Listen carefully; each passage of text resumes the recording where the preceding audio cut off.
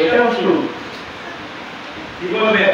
জমি যে গিরবি রাখি, গিরবি রাখতে আপনাকে কি গিরবি দিতে পারেন? জমি গিরবি রাখতে বন্ধক রাখি। এখন বন্ধক রাখার মধ্যেও আপনার মাসালা আছে, আপনাকে জমিটা বন্ধক দিছে কত টাকার মধ্যে? 2 লাখ টাকার মধ্যে বন্ধক দিছে, কিন্তু মালিক বলে নাই কষ্ট করে যাও।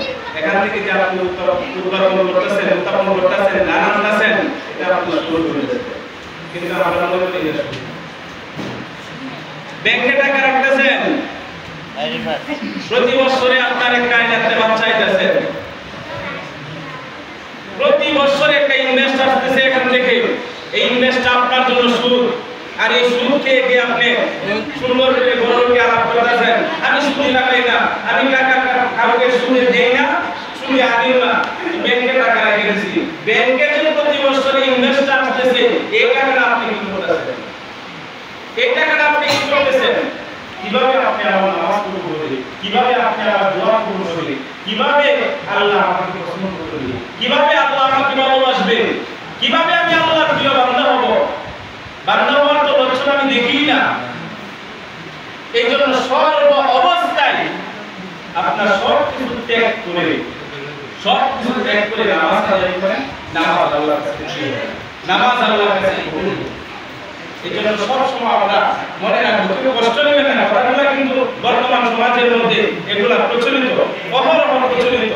যেমন কিস্তির বিষয়টা, এটা আপনি এখানে শুধু আমাদের নেতৃত্ব না, আপনি যে কোনো বাংলাদেশে যে কোনো ডিস্ট্রিক্টে যাবেন, যে কোনো জেলায় যাবেন, যে কোনো গ্রামে যাবেন, গেলে একটা কিস্তিওয়ালা পাইবো 1 তারিখে এইগুলো খাবার দোয়া করে বলছে, কিস্তি দিতে বলছে। এটা অহরহ চলতেছে। কেন কিস্তি আসবে? তখন কি কিস্তিওয়ালা বলে যদি বলি ভাই কিস্তি কেন হবে? এটাও তো সুদ।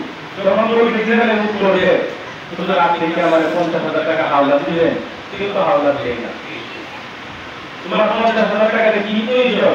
এটা গরু কিনা, কিস্তি বা টাকা এটা গরু কিনে, গরু কিনে বড় করে পরে কিস্তি আস্তে আস্তে দিতে দেয়। তখন এই গরুটা বড় হয়, তোমার সমস্যা হয়। কিভাবে তোমার কিস্তিতে টাকা এটা গরু কিনা, আল্লাহ তোমার চালাইছে না। এখন আমি এই প্রশ্নের জবাব বলবো, আল্লাহ যত মানুষ দুনিয়াতে পাঠাইছে, যারা কমলাপুর স্টেশনে আছে, বিভিন্ন স্টেশনের উপরে আছে, পাগল আছে, ওদেরকে কি আল্লাহ না খাওয়ায় রাখতেছে? বলেন না খাওয়ায় রাখতেছে? এই পাগলকে যদি আল্লাহ পাক রিজেক্ট দিতে পারে, আর তোমার সুস্থ মস্তিষ্কওয়ালা একজন ব্যক্তি, তোমাকে কি আল্লাহ রিজেক্ট দিবে না? তুমি রিজেক্টের ব্যবস্থা অন্বেষণ করো, রিজেক্ট কিভাবে আনান যায় হালাল ভাবে এই চিন্তা করো। তুমি এটা না করে বসে বসে কিস্তির টাকা আনো, আইনা মাস শেষে রিক্সা চালায়া তুমি কিস্তি চালাও। কেন রিক্সা চালায়া তোমার 500 টাকা ইনকাম হয়েছে, এই 500 টাকা দিয়ে তুমি বাজার করে খাও। এখান থেকে 200 টাকার বাজার খাও, 300 টাকা ইনভেস্ট করো, 300 টাকা তুমি ধরে রাখো।